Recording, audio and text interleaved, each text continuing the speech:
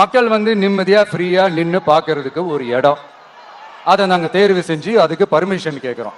ஆனா நீங்க என்ன பண்றீங்க? அந்த இடத்தையெல்லாம் விட்டுட்டு நெருக்கடியோட, மக்கள் நெருக்கடியோட எங்கெல்லாம் நிப்பாங்களோ அந்த இடமா பார்த்து செலக்ட் பண்ணி தரீங்க. உங்க எண்ணம் தான் என்ன சார்?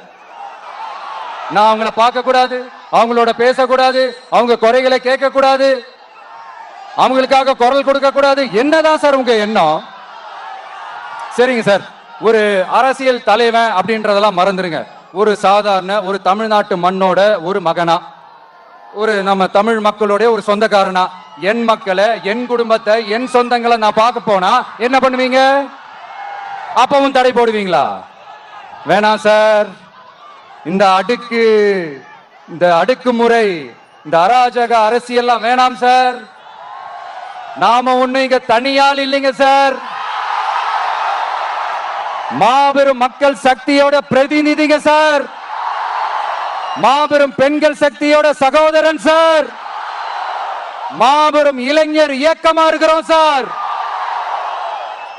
மறுபடியும் சொல்றேன், 2026 ரெண்டு பேருக்கு நடுவுல தான் போட்டியே. ஒண்ணு இன்னொன்னு